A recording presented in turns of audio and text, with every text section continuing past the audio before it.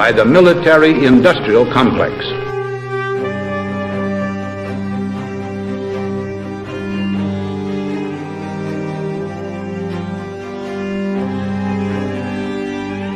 It could be seen to move violently forward, violently forward, violently forward. I'm just a patsy.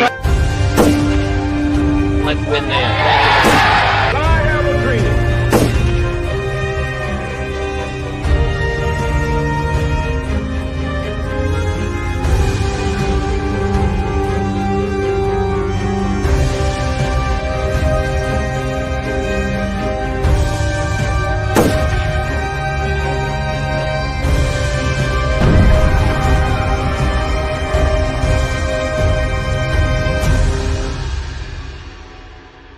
I said this once or twice, but it bears repeating.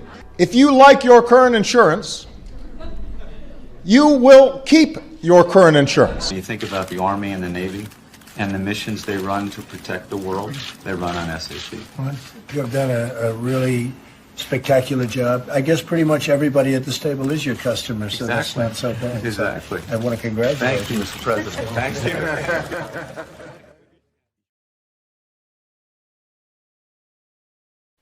And we're back. George, I forgot to turn on my lighting, but now it's on. Oh, you look even better than you normally do, Peter. So that's good. I'm restreaming this to my audience as well. So I was doing that really quickly. George, I have bad news and I have good news. Okay. Well, I don't know if it's bad news. It might not be bad news, but for whatever reason, I couldn't get back on Facebook today. So we've been able to stream on Facebook for 2 or 3 shows, and today, not at all. But today, we are live on Substack right now. Oh, wow. This is the first. I didn't even know you could do that. Yeah, you got to kind of jump through a few hoops, and I can show you what the hoops are. But yeah, we're on Substack. We got how many people? We got 11 people watching on Substack right now. Awesome. That's pretty good. Well, we haven't had a show in a while, and so it's good that we're having one today. So, and especially topical with James O'Keefe and Pam Bondi doing their little tap dance about. Yeah, Jeff well, Epstein. I'm gonna let you set this one up because as people may know, I haven't been paying too much attention to current events lately, just because I'm not interested. I'm not really interested. I'm interested in solutions. I'm not really interested in problems, and it seems like 99% of the news is just problems, and people trying to figure things out. So I've been working on the solutions, but to that end, I did spend a week vacationing on the water with Matthew Crawford, and that was terrific. Matthew says hi, George, and so yeah, so I'm getting back in the swing of things, and everybody. Producer Jessica is moderating comments today, so she's back. That's awesome. That's Yeah. awesome. Well, I know there is one person, at least one person smarter in the world than Matthew Crawford. I just haven't met them yet. Exactly, So exactly. there's And gotta be you know what? one. I've told this story a million times, but when I worked at GameWorks, the one thing that I really loved about working at GameWorks more than anything else was that I was not the smart guy in the room. That was not the case at Virgin, but I definitely liked not being the smart guy in the room. And with Matthew Crawford, you're always amazed by what you don't know. The lights literally dim when he walks in the room. I mean, he just has such a candle power to his intellect, and so I couldn't make it to the thing, but it's awesome that you got a think week. I know you didn't have a week off if you were around Matthew. That's like being plugged into a 220 volt outlet. Well, I mean, I think the people around us were getting bombarded pretty hard, but Matthew and I don't know, we threw the ball back and forth a lot. It was really really a good week. Yeah, well, And, that. and Go ahead. I wanted to pimp one thing too. Our hostess owns a bookstore. We were in Sparks, Nevada, and I just wanted to shout out to people that these were out of print for years, and Tracy Connors, when she and I did a show together, got a set of these CERN tarot cards. Tracy paid $250 for them, but if you call the Grassroots Bookstore in Sparks, Nevada, you can get the Hexen 2.0 tarot cards, and these are the tarot cards that have all the conspiracy theories on them, and they have them they have these cards at the Grassroots Bookstore in Sparks, Nevada. So you can't get these on Amazon. They're not available anywhere. And I was talking about them in the car, and the woman who owned the store, who was our hostess, she said, "I have those in stock." And I said, "No way." And I went in there, and she handed me this box, and I was very excited. So I just have to throw that out there. Yeah, and I think retail was like $40 for those or something like that. It wasn't not too bad. Yeah, Not no, too. yeah, you could get them for like $40. And Yeah. like I said, Tracy got hers used for $250, like 4 years ago or something. And Yeah. now today they're going for like thousands of dollars. The first ones. The I remember somebody did a tarot card reading about me on the web about 6 years ago, and that was whoa. Sparks, Nevada is also the place where the Gigafactory, the battery factory for the electrical vehicles for Tesla is, and I've done a story from Sparks. Kind of a good name for an EV company.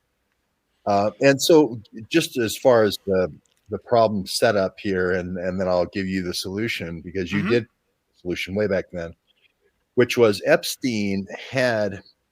Epstein's in the news. James O'Keefe is had this big drop. This is sort of his big drop from Jordan Walker with the fighting over the iPad in the Brooklyn Pizza Shop. Now this is his next big drop, which he's putting out these pictures of inside the house at Little St. James. The first drop was a picture of the kitchen, which is completely white. It's completely emptied out except one picture of one little baby in a sink. Yep. And you can't tell if it's blood or not, but he says he's holding a rattle. And he says it's a phallic symbol. Did you tweet a picture of that? I think I did. Okay, I'll go look. Okay, In my keep going. Substack for sure. Okay, I'll go look on your Substack. Let's go. And now today he's tweeted out a picture of a chalkboard in the library. So we're kind of playing Clue. We're going around to different rooms of. Well, it's that Andrew Breitbart style drip, drip, drip that he told everybody that they had to do, right? Right. And it's effective. I mean, he's getting big draws, but this is all based on Pam Bondi. he had a video, supposedly undercover video, that showed Pam Bondi saying there's tens and tens of thousands of videos of little kids, I think of a 4 and 5 year old. Little kids are like right. 4 and 5 year olds. But I said, no, actually, that's not the case, because I knew what you had told me about Jean-Luc Brunel. Jean-Luc Brunel was the key finder, if you will, or the key person running the modeling and talent agencies in Paris. That sort of was kind of like the minor leagues for Jeff Epstein, and then they would graduate to New York. And there was a lot of things that you did to try to blow the whistle way back then on Jean-Luc Brunel. Well, I'm not sure that I was going to blow the whistle. I mean, I was probably part of the problem in that I didn't understand how photography fit into the entire equation. And as I've written about in my The Power Structure of the World, I was a true believer in the fashion business. I thought that if I was really good at taking photographs and if I understood, what the market wanted, and I took pictures that were that good, that were really good, that I would succeed somehow. And what I didn't understand was that there's this whole alternate reason for the fashion business existing that was human trafficking, that I didn't really, I wasn't clued into it until I went to Milan. And, I could talk about that. But I was naive, and I thought that if I was simply a really good photographer, and I did a better job than other people who I was competing against, that I would succeed. And what I didn't realize is that drugs and gay sex and a bunch of other mitigating factors were a requirement in order for me to succeed. And so I only got to a certain level, and at a certain point I went to Milan, and I was living in Milan for a couple months, and I was introduced by my agent to an agent, and I can't remember his name now, and I could probably look it up. I think he and I are still following each other on Instagram. And what my agent told me was that this agent in Milan had a stable of photographers. So, 6 to 10 young, hungry photographers. And what they would do is that they would pair them up with young, hungry models in order to do what they call test shooting, to put their books together. And what I didn't realize at the time, because I thought it was just art, is that getting models to take their clothes off was kind of like a test, right? It was like, what are they willing to do in order to succeed in this business? And I didn't realize the part that photography was taking in that place. And again, we were all trying to get ahead. The models were trying to get ahead. The photographers were trying to get ahead. We were just trying to make pictures that would move us to the next level, to the next editorial thing. And so it was when I was in Milan that that my agent told me that there were that all of the modeling agencies were all owned by playboys. That's the way that he framed it. These were wealthy people who had generational wealth, and they wanted girlfriends, or they wanted to be able to date models. And so the best way to date models was to own a modeling agency. And so this, kind of dovetails. I thought maybe I'd talk about Sharon Stone a little bit today, just because she told me some things early on. She told me that when she arrived in Milan, that this oligarch guy who owned a big fashion company, a guy named Fabio Bellotti, he sent her like a dozen roses. She got a knock on her door, and a dozen roses showed up. And then like 5 minutes later, there was another knock on the door, and then like a much larger bouquet showed up, and then 5 minutes later she got another knock on the door, and then a 6 foot tall bouquet of roses that took two people to move it into the room came into the room, and so her room was filled with flowers. And then the guy called her up and asked her, to have dinner with him. Um, this is the kind that's one side of the story. It's not always that I would say elegant, um, but then there were some things that I found out about Sharon Stone only recently that I didn't know, even though I spent quite a bit of time with her in 1983, and that was that she lived, I think, with Bob Dylan when she was 19, or she toured with Bob Dylan when she was 19, and I only found that out because um, Martin Scorsese's film company was making a movie about Bob Dylan, and they needed a picture of young Sharon Stone. And I had the oldest pictures of Sharon Stone, where she was the youngest, and they needed one of those photographs for the movie. And I knew her for a year, and I never knew that she spent a significant amount of time with Bob Dylan. So that Bob Dylan experience happened before she went to Milan. So that indicates to me that there's some kind of kind of a regiment going on there. Do you want to show the photo? Do you want to show the photo of the one you took of Sharon Stone? She tweeted that out not too long ago. Well, I mean, that the picture they used in the Scorsese film is not it, but I mean, she tweeted out this photograph in 2017. She called it Flashback Friday. This is a picture I shot of her in 1983. I have more pictures of her. But one of the things that I think is interesting about this is that what a lot of people don't know. Let me see about it. It's cropped in this picture, and it's interesting where she cropped this picture. Okay, because she cropped it right at her neck.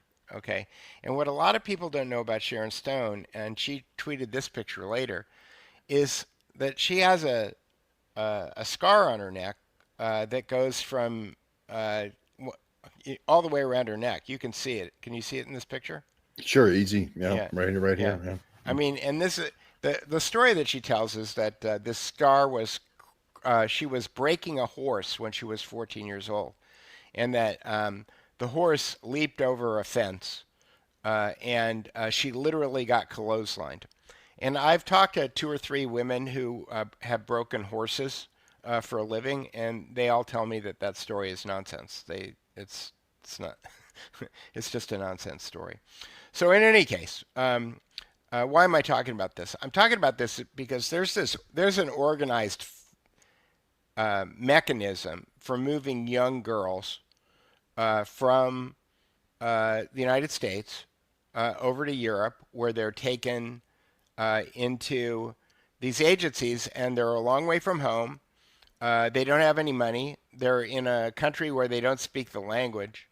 And they're kind of at the mercy of what their agents are telling them to do. So I was doing some research, and here's one. I'm not going to give her name out, but I blocked it out here. But here's a woman that I worked with quite a bit in the 1980s. And I found this ad where her agency in Phoenix, Arizona, was bragging that at age 16 in 1980, she was being sent to Karen's. They misspelled it. It's Karins in Paris in 1980. So, this is one of the people that I heard the horror stories about Jean-Luc Brunel about, when I was working with her 5 or 6 years later. So, the Jean-Luc thing has been going on for a long time. Here's a picture of that model with 2 other models. And this is a Polaroid. I was shooting underwear one day for the May Company, and they were talking about Jean-Luc on the set. So this is how Peter Duke found out about Jean-Luc. Peter Duke would be on the set, and these women would be talking to each other about all of the terrible things that had happened to them in Paris when they were assaulted by Jean-Luc. And now people have smeared you with the Mila Jovovich. And I keep reminding people Mila Jovovich's mother was with you when you did that famous, launched her career. She's worth $80 million now, and she's made quite a bit of money. Right. So I don't think the Peter Duke launching her career hurt at all either. Well, here's the edgy picture that I took, and I thought I was being edgy when I shot it, but again, all things considered, and Mila kind of trolled me about this picture on Twitter about, I don't know, about 4 or 5 years ago, and I snapped back at her, and then she deleted her tweet. But basically, Mila, I was in Prima Models, which was a modeling agency on La Brea Avenue, in I don't know, 1987, I think, and Mila came dragging her mother up the stairs by the hand. The agency was on the second story of a building, and it had a staircase. And the staircase, the entrance as you came into the modeling agency, was just in the middle of the modeling agency. It wasn't like a door or anything. It's just like the stairs came up. And I was standing there, and Mila was dragging her mother up the stairs, and she said, "Who do I see about being a model?" She just said that like at the top of her mouth. So her mother said that, or Mila said that? No, Mila said that. Mila said that, okay. And I thought, man, this girl's got some spunk, you know. And she, you know, got herself an agent, and you know, we used to call her the brat. Here's a picture that I took of her. This is when she's 12. In the same shoot that I did this, I shot this picture, and here's the edgy picture, and everybody was talking about how she was a Russian. She was going Russian, Russia, Russia. You know, she was this Russian kid, and I'll tell you, there's some interesting facts about her parents too. Her mother was an actress. Her father was a doctor, I thought. Everybody called him Bogey, and supposedly. What I heard at the time, I don't know what's true. I'm just telling you what I heard, that he invented the MRI. So I don't know that that's true. But what I do know is that a couple of years after I took this picture, he got busted on a giant he got busted by the federal government for some kind of major insurance or Medicare fraud and spent several years in prison. So wow. That's something that people can look up. But in any case, I told her that I wanted to shoot this picture of her, and I wanted her to look like the Venus de Milo coming out of the, or not the Venus de Milo, looking like Venus, Botticelli's Venus coming out of the half shell. And I wanted her to wear the American flag like this because everybody was talking about her being a Russian. And I thought, if you were in Russia, you'd be like picking lentils or something. You know what I mean? It's like right. if you were in Russia, like you wouldn't have all of the opportunities that you've got in the United States. So I literally wanted to wrap her in the American flag. This was, my idea. And she had like a tube top on or something underneath this. And I told her that I wanted her to hold the flag like this. And she goes, "You just want to take a picture of my boobs." And I said, "You don't have any. Like, just hold the flag up, and people might think that you do." And so we did this picture, and this picture wound up getting syndicated all over Europe. And at the same time that this picture was being syndicated all over Europe, Herb Ritz took this picture, and he put her on the cover of Lei magazine. And Lei means she in Italian. And this was kind of like the equivalent of, not Teen Magazine, 17 Magazine or Mademoiselle Magazine in the United States. And this was the picture that broke her. Actually, this picture and this picture basically set her career up. Between these two pictures, she became, a giant superstar. And this was when Ukraine was still part of the Soviet Union, so that's why she's being called Russian here. Is that correct? Yeah. Right. Because and you can see right there on the magazine, they're calling her Lolita, right? Right. The Nabokov thing with the movie with Stanley Kubrick and all that. But just to be clear, that when I was taking this picture, her mother was standing right next to me, giving her directions in Russian. So I have no idea what she was saying, but she was giving Mila directions in Russian. And I was actually friends with her and her mother later on. And this is a picture that I shot of her and her mother, Galina. So, until I would say that there was never a time when I was shooting pictures of Mila when her mother wasn't there. Like that was just basically it. So we better get all the ones out of the way, but I think you're seeing a pattern developing here, which is like you're saying, they're using Europe and they're using Jean-Luc Brunel and they're using these kind of finders or agencies to get the 13, 14-year-olds. Now this was an exception because it was 12-year-old and she came to you. Well, no, but to your point, I think that the reason that they started promoting a 12 or a 13-year-old girl is because that led to a flood of 12 and 13-year-old girls coming into modeling agencies, wanting to be discovered, wanting to be models. And Jovovich was around the same time that you launched Jovovich, is the same time you Sharon Stone, correct?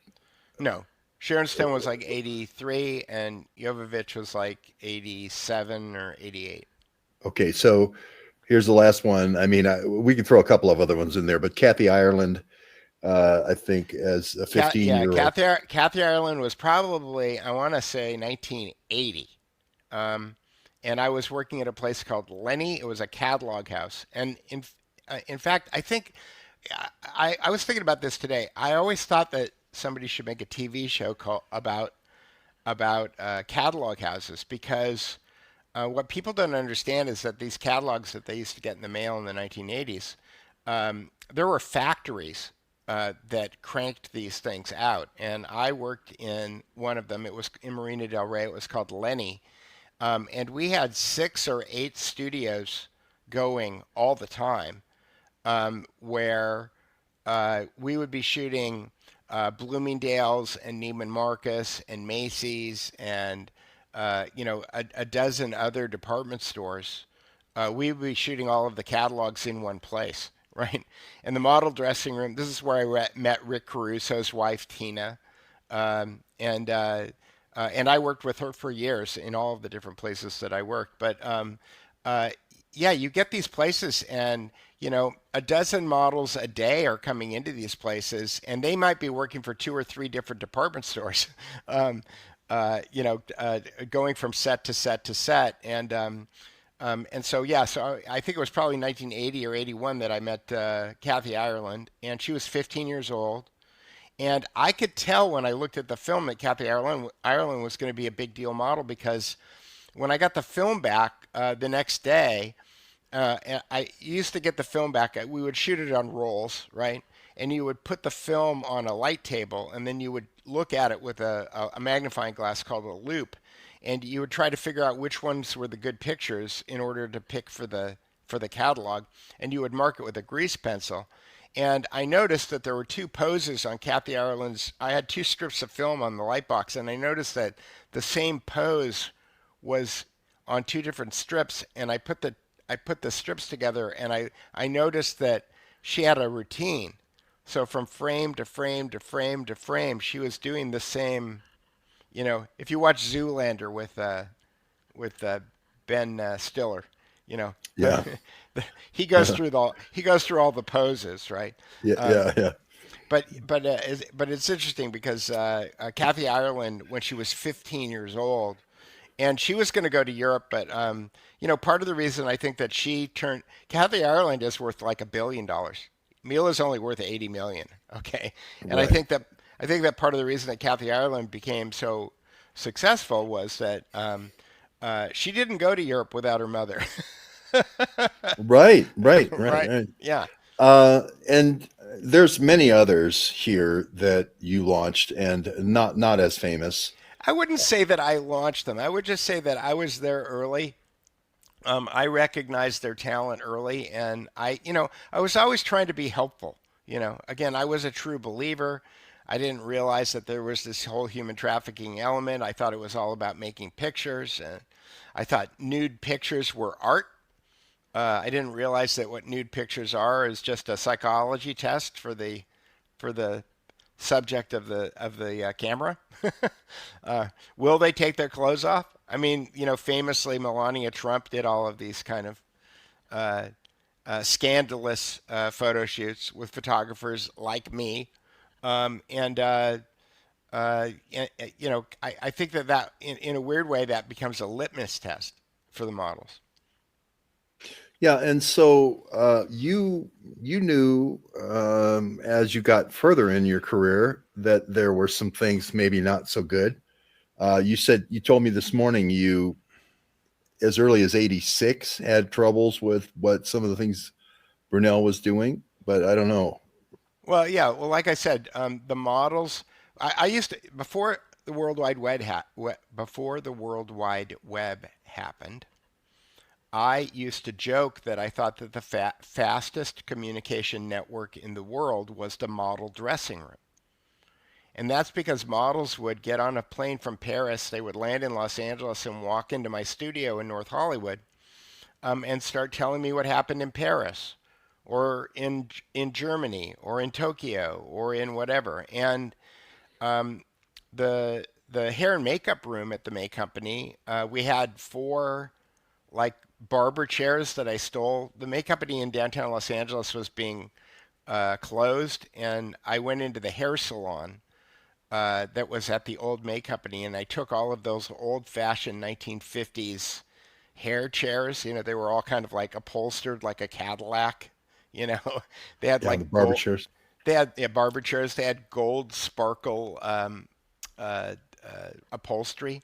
And I grabbed 4 of those and I put them into the dressing room at the new May Company in North Hollywood.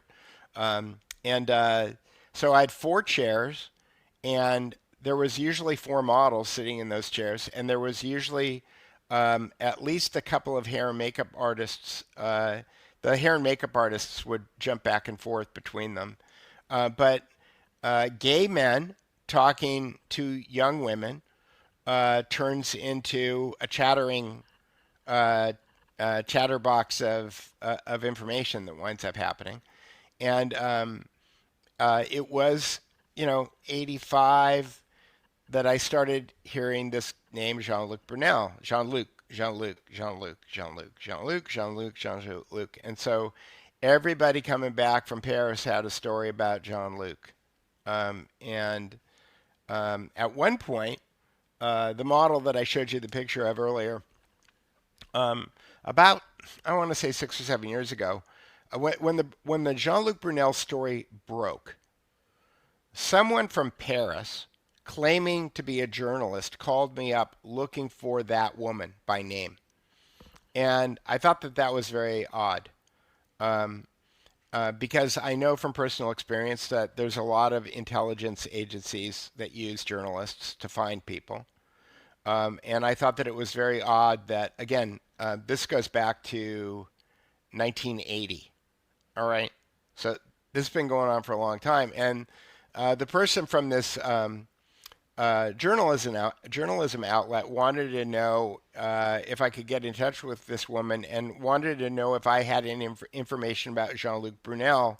And I said, oh, yeah. And I started talking to her about it. And she said, well, what year was this? And I said, I don't know, 85 or 86. And she said, oh, we thought it was the 90s. And it was like, no, this has been going on for a long time. This guy's had a reputation for decades for doing this kind of stuff. So at what point did you put together Les Wexner, the L Brands, Victoria's Secret, Jeff Epstein being the recruiter for, because I didn't. Whitney Webb did all that work. Yeah. I was just there earlier, and again, I've only been connecting the dots on these things in the last 4 or 5 years. I lived it. I mean, the Sharon Stone of it. I used to just think she was crazy. But at this point, I'm realizing that the people that she was talking to on the phone all the time were handlers. I understood exactly what at one point, like, she and I had been together for a while, and I said, I don't even know how to classify our relationship. I said, "Am I your boyfriend? What? I mean, what's going on?" And she said, "Oh, we're partners in crime." That That's that a good that way to put it. Yeah. that was her classification of our relationship. And it was only years later that I realized that if she had a mark, okay, who she was going after, and that mark asked her what her relationship with me was, I was gay and I slept on the sofa. Okay. But if it was Joel Silver calling in the morning every morning for like 6 months, okay, then I was her boyfriend. So, I was kind of like this foil. I was a useful, like a diversion that she could use in order to control her relationships with the other men around her. Let's go through some of the fashion guys that hung around Epstein then. Tom Ford with Chanel. Yeah, I mean, again, here's the thing that you have to understand about me is that the people in New York didn't consider me a fashion photographer. The people in New York considered me a clothing photographer. Okay. So even though I worked with all of the same people, I mean, I've worked with all the supermodels in the world, and many of them I worked with together in 2010 for this campaign for homelessness. It was the charity was called I Am Waters. And I shot pictures of Kim Alexis and Cheryl Tiegs and Tara Shannon and a half a dozen other real supermodels. But when I was working day to day, I worked with Rene Rousseau and Kelly Emberg and Carol Alt. Because my nickname in the business was bread and butter. A lot of models who would make a lot of money in New York wanted to be actresses. And so if you want to be an actress, you move to Hollywood, but there's not the big advertising dollars in Los Angeles like there is in New York. There's a lot of catalog dollars. And so the models liked to work for Peter Duke because they knew that they could make $1,500 a day if they went and worked at the May Company. So they may be making, a supermodel may make $25,000 a day in New York, but if her choice is not working at all or making $1,500 a day, most of them want to make the $1,500 a day, unless they have an interview that day to make a movie, an audition to go make a movie. So that's how I wound up in that circle. And the May Company now, we just got done with a charrette there, and we one of our visits was the May Company. It's now the Oscar Museum. That's right. Any background on how that all happened? Well, that was the May Company headquarters. That was the May Company like marquee store, and when they bought that building to turn it into the Motion Picture Academy Museum, they basically just left the facade up, which had this kind of Art Deco, gold, beautiful exterior. But the May Company was an interesting store because I would say that department stores were roughly kind of lined up the same way that the Gap wound up creating, the Gap in the middle and Banana Republic on the top and Old Navy on the bottom. So department stores kind of were targeted at specific audiences, and May Company was targeted at upper lower class, was what a creative director told me once. So when I met Kelly Emberg the first time, Kelly Emberg, for people who don't know, has probably done more Vogue covers than any other model in history, and she's a close friend of mine. And but when I first met her, we were shooting shift dresses 2 for $17, which is basically a tablecloth with a hole cut in the middle and 2 straps. It's a particularly unattractive thing, and she was wearing it, and she came out onto the set and she was moving it around and trying to figure out a way that she could turn and make the thing look good, and there was just no way to make it look good. And she looked at me, and she and I both said at the same time, "I'm so embarrassed." I was so embarrassed that I was shooting the top Vogue model in the world in the worst piece of clothing that you can imagine, and she was embarrassed just to be wearing it. Yeah. So this is the people for some reason just can't accept.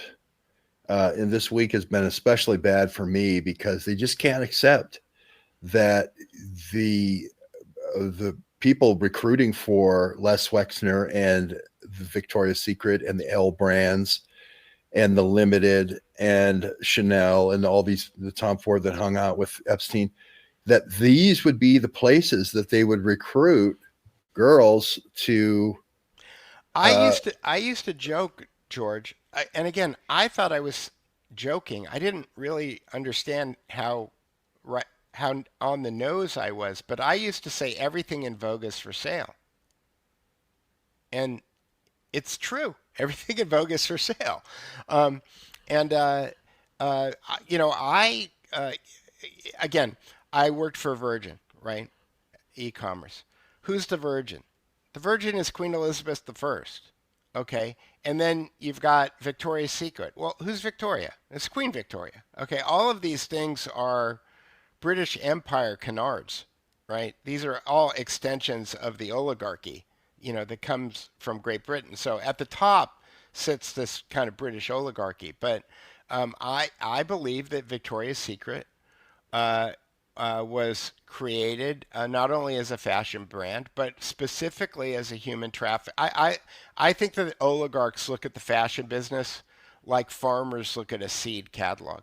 They're eugenicists after all, right? So they want to procreate and they want the highest quality livestock that they can come up with. That's what Victoria's Secret is. Okay, I mean, there's no difference between the cattle show in Houston and the Victoria's Secret runway show. It's the same thing. Look at what's her Kloss, uh, Carrie, whoever, Jared Kushner. Jared Kushner's wife comes straight off of the runway of Victoria's Secret. Those girls go up, they take their clothes off, they walk up and down on the runway, and then they pick a billionaire husband. Yeah. And for some reason, there's just this disconnect that these people can't be trafficked. And I'm like, of course they would be trafficked. This is the number one place to go. These are the most beautiful women in the world. They're being showcased to be trafficked, and they're the top ones, like the ones you dealt with, are going to the shows and so forth, like Fashion Week in New York and so forth. But there's a bottom layer that you told me about that, or not a bottom layer, but the milk versus the cream. So Yeah, I mean, basically there are modeling agencies, and I believe it's all of them. Like I don't think that there's any good ones, because it's a dog eat dog tough business. Somebody says Jared Kushner's wife is Ivanka. No, yeah, I think that's deliberate to try to create dissension and confusion. Oh, I see. Okay, so I'll ignore that. Yeah. No, they're not. You're a loser. Goodbye. So, or maybe they're just making a joke. Haha. Anyway, yeah, there's a strata of models, right? There's a strata of models that are brought into agencies to not succeed on purpose. So why do you take a 16-year-old who maybe is an inch too short, or maybe doesn't have a perfect face, or maybe is got the wrong shaped body, just a little bit, okay? Because what you do is you move them into a foreign city and you put them in a model apartment, and the agent sends them out all day long on these things called go-sees, where they go and they show their book, or they go and they meet with photographers, or they go shoot with test photographers, and then they wind up not making any money. And they wind up in a city that's a long way from home without any money, and then they get invited to a party. And at the party, there's lots of food. and they haven't eaten in 2 days, right? And there's lots of drugs, right? And there's lots of guys who want to take them out and buy them a bottle of champagne and do all of this stuff.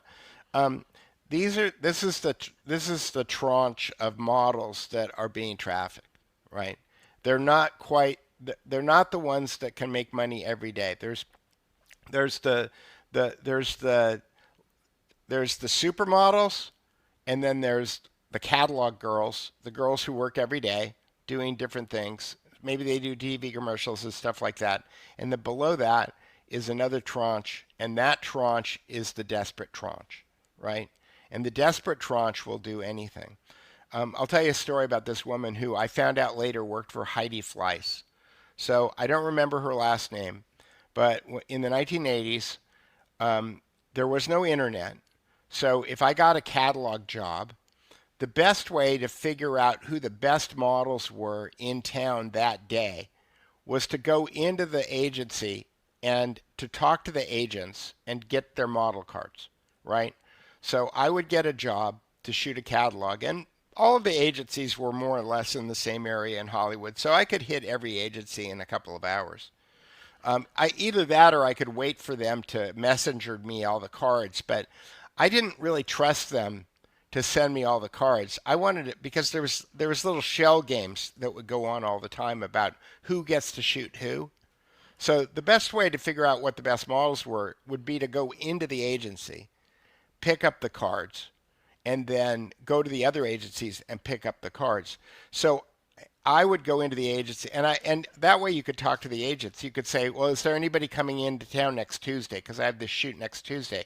They may not have the cards for the person in there yet, right? And if you wanted to get whoever the new hot thing was from Paris next Tuesday, then you needed to have a conversation with the agent. So I felt like FaceTime was the best way to do that. Well, because I was constantly going into the agencies all the time to talk to the agents, I would know who the people were who were the receptionists at the agencies. And there was this woman named Dawn that one week she was working for Nina Blanchard.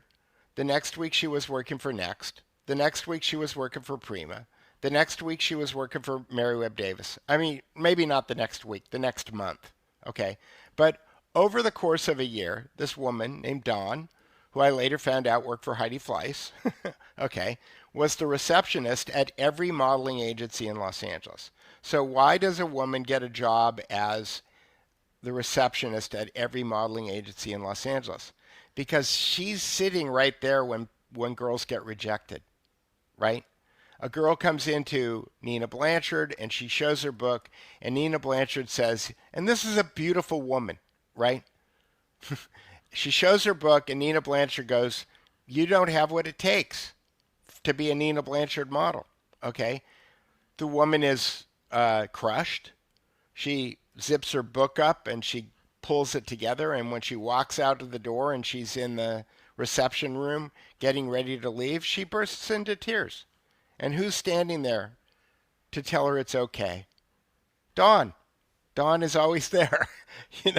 Dawn is always there to tell the rejected models it's okay. And Dawn lets them know that Dawn may have some leads for them, and she may have some good news. And so Dawn collects all the information.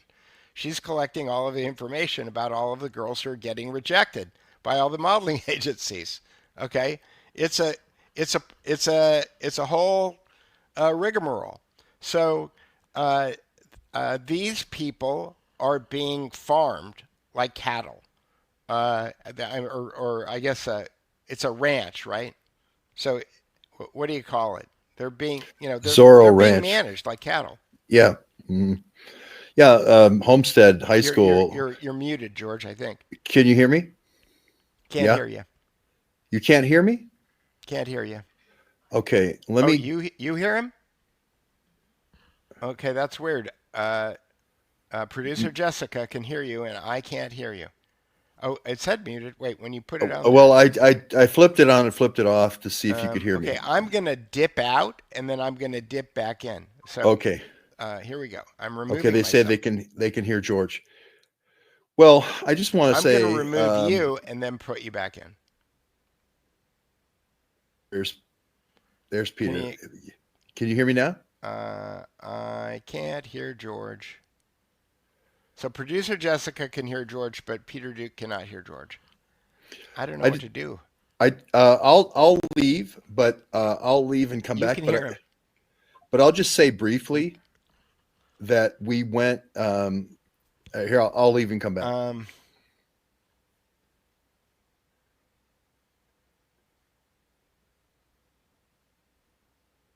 Wait, where did he go? Maybe he left and he's going to rejoin. I see. Anyway, does anybody have any questions while we're waiting? I see we got 51 people in Substack. Fantastic. Jerry says we can hear George. Peter, what do you know about the Standard Hotel? Is that on Hollywood Boulevard? And it used to be called the Hollywood. It used to be called the Sunset Marquis. Okay, he's back. All right, here we go. Can I hear you now? I hope so. Can you hear me? Okay, so I'm afraid I would like refresh the browser, but oh, actually, Jessica has. Do you have the computer open? Do you have the end stream button in the upper right-hand corner of your interface? Okay, I'm gonna leave. I'm gonna leave and come back. All right. Leave studio. I'm leaving the studio. Okay. I'm afraid that if I leave this, okay, if the stream ends here, we'll know why. And I just wanted to say briefly that we are charrettes. We've had 50 of them. We call them Learning Man. We were the ones who went to Winburn to the Victoria's Secret locations that Nick Jacobs supposedly talked about. Supposedly there was a Victoria's Secret location there. Supposedly there was an Abercrombie and Fitch factory. We found nothing of the sort. We gang tackled all the locations from every door, every window. We found there were convenience stores that had only 2 employees. So, and now here's Peter back. Can you see us, Peter? I can see you and I can hear you. Oh, that's great. Okay. I just told the story that we went to 2 locations in Winburn, Pennsylvania on one of our 50 charrettes on one of our 49. But we gang tackled with all of our citizen journalists these places that were supposed to be factories, underwear factories for Les Wexner. Right. And they turned out to be two-man convenience stores selling, Coke and pop and Cheetos and so forth. So you wonder why Les Wexner, with these other CIA locations, this is where Dr. Soon Shong had his cancer lab, this private cancer lab. They seem to be bringing cadavers there from foreign wars. It's all kinds of weird stuff happening in this location. So modeling could be a front. You have to ask. Matthew Crawford was saying to me last week that he thought that the reason that mom and pop restaurants cannot compete with chains, and they can't compete with chains and money laundries. That is, there's a whole category of restaurants that are money laundries, and I look at a brand like I look at Victoria's Secret and I think, okay, well, they're sending shipping containers filled with bras and panties over from, Vietnam or wherever they're being made, right? What else is in the shipping containers? It just seems right. it seems obvious at this point that if you create an underwear brand, I mean, one of the things, the old jokes about, somebody told me this about lipstick, that, the difference between a Chanel lipstick and, a lipstick that you buy at CVS is the $2.49 that they spent on the plastic container and the box that it comes in. But the lipstick is the same lipstick. I mean, people will argue that certain lipsticks are better. I mean, all the makeup artists like MAC, right? But there, as my friend Don would say, there are whiffs and puffs of difference between Revlon and, whatever the highest price brand is. And so when you look at the markup when you actually look at what it costs to manufacture a tube of lipstick, which is probably like less than 25. Today it's probably less than 35 cents. Okay. Back in the day it was probably less than 10 cents. Okay. And what they sell it for, even at CVS. Okay. But if you go into a department store, if you go into Sephora, it's going to be top dollar, right? That there's 90% margin in these products. Okay. When you're selling products that have 90% margin, you have a lot of room to spend on advertising, and that advertising buys you a perception from agencies like the IRS and the FBI, okay, that this revenue that you're generating is all coming from this high margin product that you're selling out into the marketplace. When in reality, there may be all kinds of other revenue streams that are getting included in the performance of that brand that are being laundered somehow, um, uh, and that the glamour component of fashion winds up becoming the justification for understanding the margins, and the margins wind up hiding the fact that you've got drugs and weapons and human trafficking and all kinds of other revenue streams that are being folded in there. Well, we certainly, I mean, we, first of all, I've interviewed the guy a couple of times that worked directly with Les Wexner for 30 some years. We've gone and done charrettes in Columbus. We did the ones in Windber. Weapons to Israel was the running theme. We filmed and had pictures sent to us from Mossad generals at the L Brands warehouse. So there's a pretty good flow here. Leaving the U.S., we went to the place where the weapons were supposedly being provided from, and then being shipped to Israel. Now that's all well and good. I mean, that's Les Wexner's thing. He wants the defense of Israel. And we've all, we've definitely done our thing to provide for the defense of Israel. But it's not underwear. It's not Victoria's Secret. It's not what they say it is. And so therefore, I think people need to know that it is often a cover. And if you're going to start diving in on Jeff Epstein, you have to dive in on Les Wexner. You have to dive in on the Mega Group. You have to dive in on Michael Lauder of the Mega Group, who, Estee Lauder. You can't avoid these topics. You can't say it's tens of thousands of little kids and then focus on the refrigerator magnets of Jeff Epstein. You got to get into this fashion network. There's just no two ways about it. It's where the girls come from. And so I see it a little bit disingenuous that, James O'Keefe is showing the refrigerator magnets of, he's showing the chalkboard words like power on the chalkboard in the library of Jeff Epstein. And he's showing how the W on the word power is like the W on what he signed going into the prison. Right. Okay. What does Jeff Epstein mean by the word power?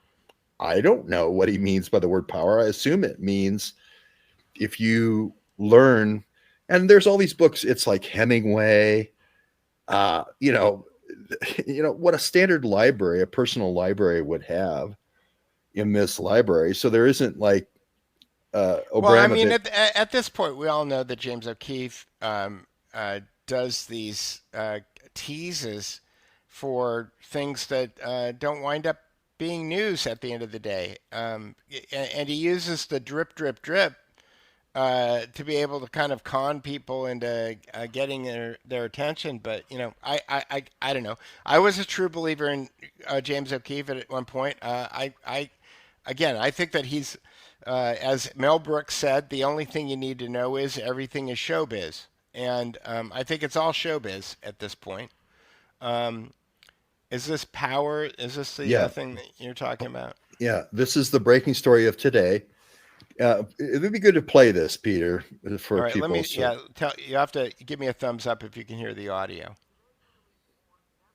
Turn it up, but I can hear it.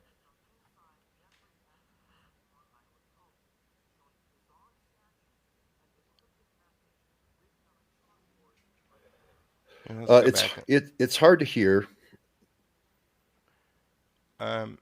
It's hard to hear. Yeah, if you could turn up that source. But he's saying, here's all these weird objects, of art around this place. A lot of times, this is a decorator that comes Right. in and That's right. puts this stuff around. It's not Jeff Epstein.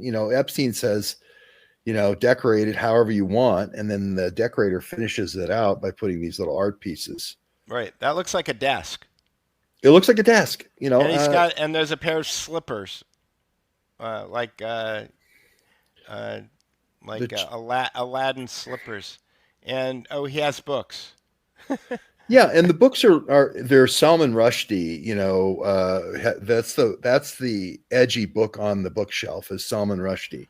The But golden age of something, I don't know, theatrical or theoretical physics. There's two copies of it. The golden age of theoretical physics that I can read there. and most of the books, yeah, the Bourne Ultimatum is on the bookshelf. What's this one? What's the blue one? The golden age of theoretical physics.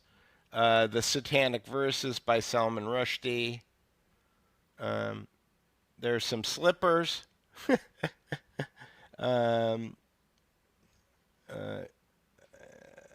Here's an angel. Some kind of an angel.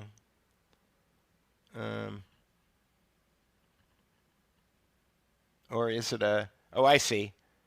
It looks like an athlete. He's got with angel wings.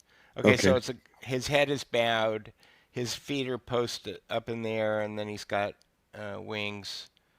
Okay, this is a weird statue of a woman cleaning her private parts. That's an odd statue to have anywhere. True. Here's That's the one kind of thing that's kind of out of place. Right. The one thing that's questionable. Right. This is supposedly a horse whip. And that's exactly what it looks like.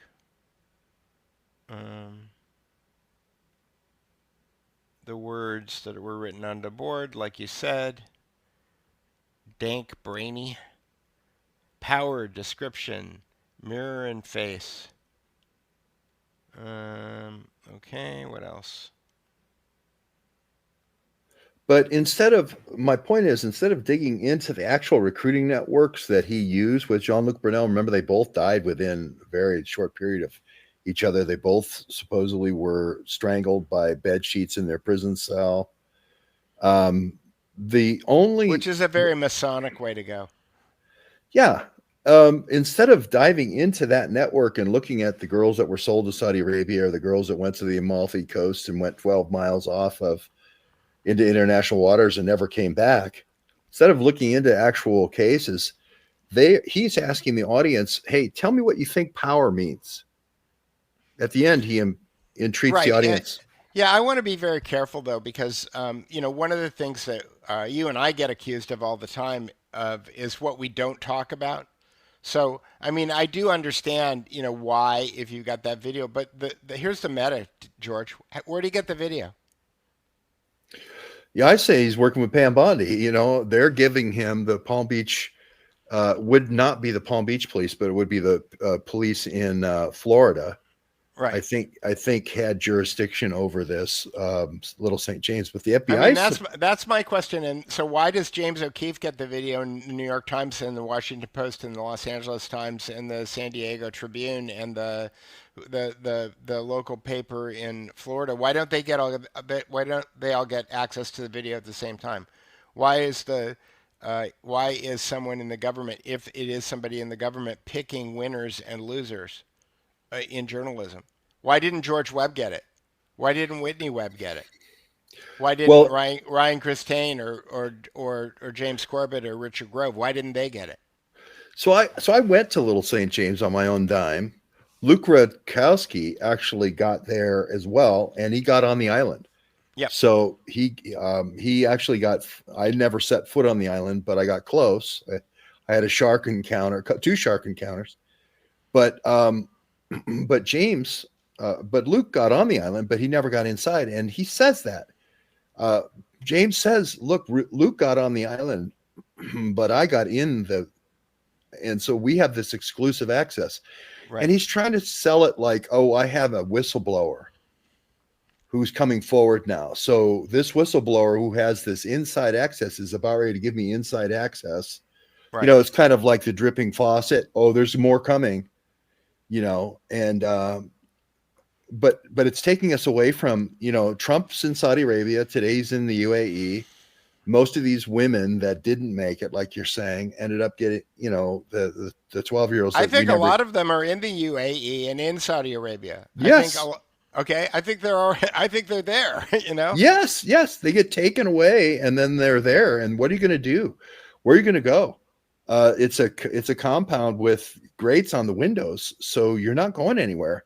And they might have 50 of these. And you may be, after the girls are used sexually, then you're a breeder for kids for the sheikh.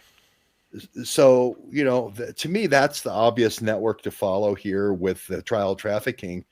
And by saying 4 or 5 year old little kids, somebody needs a biology lesson. You're not ready to have children at 4 or 5 years old. Right, and you know, I don't know how much you know about this, George, but you know, egg harvesting is a big business now. Like if you have, it used to be like men could go to the sperm bank and they could, you know, if you had a high IQ or if you looked a certain way, like the sperm banks were looking for this kind of like high quality genetic material, and they harvest women's eggs regularly now. And my guess is that, you know, if you're a supermodel and you know, Jeffrey Epstein was running some kind of wasn't he running some kind of thing in New Mexico that was in Zorro Ranch. He wanted to have 100 eggs. He wanted 100 Jeffrey Epstein children. I don't think he wanted 100 Jeffrey Epstein children with Bill Richardson and so forth. They were harvesting models' eggs for these sheikhs. Remember, they're doing weapons deals. Right. And these women are traded as tokens, as party favors and deal sealers, you know, as gifts for these weapons deals. And part of the whole act of, you know, the rape is that, hey, if you start talking about the weapons deal, we have the pictures of the rape. Right. So you'll be internationally wanted. So let's keep that quiet. And then there's oil deals here. There's oil and gas deals. There's uranium deals we talked about, Middle East Marshall Plan and so forth. So I just see it as the real journalism. It's tough to compete against this sensationalism. And it's a sensationalism that always goes nowhere. It's like the Q thing. It's like the spirit cooking thing. We took out Podesta Group when we sued Podesta Group and ARMZ, and we served Kim Fritz of ARMZ. The Podesta Group folded, right? That never happened because somebody talked about Abramovich, spirit cooking, or Ted or Tony Podesta and his weird artwork, right? Even though it got millions, hundreds of millions of views. All right. I was looking at comments to see if there's any questions, and I blocked a troll. So we'll see if their comments stop. And if not, the 84 people who are watching on Twitter may have to go find us someplace else, because I'll just end it on Twitter. Anyway, is there anything that I've missed, George? I mean, basically... Well, I wanted to ask just one question, which is, as we're coming up to the hour mark, I just wanted to have people get an update of where you are with Lady Jessica there, and just see that you're progressing. Casey Wasserman, who is a good friend of this Arab guy, this Oteba guy that was setting up girls in Las Vegas around the Las Vegas shooting and all these places in Washington and Los Angeles and Malibu. He's also head of the fire commission, or the fire czar. So I just wanted to give people an update of where you are personally. Okay. Well, I'm still, as you can see, in a furnished studio apartment month to month in Santa Monica, California. I'm still fighting with State Farm. I sent them 2 nasty letters this week. The state of California has very specific laws that say that if your house is totally destroyed, they have to pay you 30% without any paperwork up front. They haven't given me 30%. Okay, they gave me a little bit. I would say less than 10%. 2 days after the fire, and I haven't seen any money from them since. And I was insured for private property or for property damage and loss of use. So I'm still wrestling with State Farm, who had the temerity to raise rates on everybody in California a day or two ago, or announced that they were going to raise rates. So State Farm, you suck. Los Angeles Fire Department, you suck. Um, Lady Jessica is doing great. She's doing fantastic, and that's why she's moderating comments today. And so she's on the mend. I think taking her to Sparks, Nevada for a week was a great thing, and it seemed to have a good impact on her. And we're just trying to figure out where we can go. We need to get the insurance money in order to get the heck out of here. So that's where we're at. And we're in the People's Republic of Santa Monica, which is a giant Rand petri dish. Every third vehicle is a Waymo. For people out there in the world who don't know what a Waymo is, George, have you taken a Waymo? I haven't taken it, but I've seen thousands, in Santa Monica. Yeah, well, you might be a target. Like you and I, people like you and me don't really want to get in Waymos because we would be the first fatalities. Oops. Yeah. That would be the hydric gas chamber. We wouldn't come back from that. Right, exactly. So for people who don't know, Waymos are autonomous vehicles. And I have this theory, because the Waymos only operate in certain parts of Los Angeles and Santa Monica. These are parts of Los Angeles and Santa Monica where they've implemented something called traffic calming. Traffic calming means that they basically take the right hand turn lanes away from almost every intersection. And they take the ability to turn left away from many intersections. And they add bus lanes and bike lanes, and they basically make it impossible to drive a vehicle at the same speed that you could drive that vehicle 5 years ago. Okay, they call it traffic calming. It just means that it's going to take you twice as long to get anywhere. I have a theory that the reason that they're doing all this traffic calming is because the software isn't quite there yet with the autonomous vehicles. And they basically have to re-engineer the streets to make them work with the autonomous vehicles. Like the streets, just the way that they were, there's too many trolley problems. Do you know what the trolley problem is, George? Okay, I can't hear you again, but I'm going to explain the trolley problem. The trolley problem is here, I'll go find it. The trolley problem is it's a psychological test. Okay, trolley problem. And I'll see if I can get the image of the trolley problem and bring it up. And yes, here's what a trolley problem looks like. And I'm going to share this. Here's what a trolley problem looks like.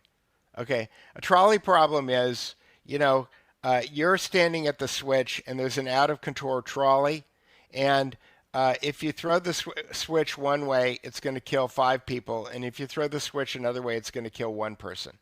So the reason that this becomes a deal with autonomous vehicles is because you kind of have to program this in to the vehicle. And if you've programmed in the wrong choice to the trolley problem, is the programmer and the company that deploys the software responsible for the person who gets killed because of the trolley problem? Does that make sense? So my thought is that the reason that they've re-engineered all the streets is to kind of like minimize trolley problem constraints that they've got. So this is a trolley problem for people who don't know what a trolley problem is. I'm going to let you answer. Jessica, can you hear him? Oh, now she can't hear you. I'm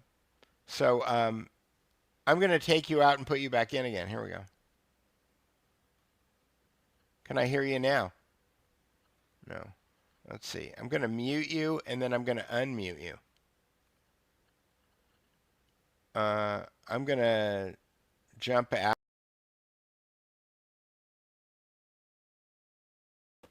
Okay, well we're having audio problems now. So can the audience hear you? Does the audience hear George talking? Um, nope. Somebody says we can't hear George either. Okay, so George, they can't see you, hear you either. So it's been an hour and 15 minutes. If people want to support this channel, you can go. You can look directly below our smiling faces, and you can go to the Duke Report. Substack.com. If you just go to the DukeReport.com, it'll take you to Substack. You can go to buymeacoffee.com/the Duke Report, and you can send your support there. The best way to support us is to become subscribers, paid subscribers on Substack. You can go to George's Substack at georgewebb.substack.com, or you can go to buymeacoffee.com/GeorgeWebb1. Or you can buy my book. My book is Stealth Power and the Illusion of Democracy, that you can get at Amazon. And George, I don't know if you're going to be there, but I'm going to be at the Lighthouse Church in June on the first Tuesday. And I'm going to be there. And if people want to pick up my book and I'll sign it for you, then I'll be there shilling my books. Because we can't talk to each other, I don't know if I've got anything else to say except that Gene just joined on Substack. I'm sorry, Gene, that we're leaving, but as soon as I hit stop, you'll be able to. When's the next book out? I've got a letter off to publishers right now, so watch this space. But we're figuring. But if you read my stories on Substack, if you read and if you don't want to read them, you can listen to the robots tell the story about what Peter Duke's articles are about, then you have a pretty good idea what's going to be in the book. So you get a free preview there. Well, not a free well, it is free because on the Substack, I only charge you if you want to pay for it. So all the content is there for free, and I depend on the kindness of strangers like you. And with that, I will say good night, George. Thanks for joining, and we'll see you the next time. Bye, everybody.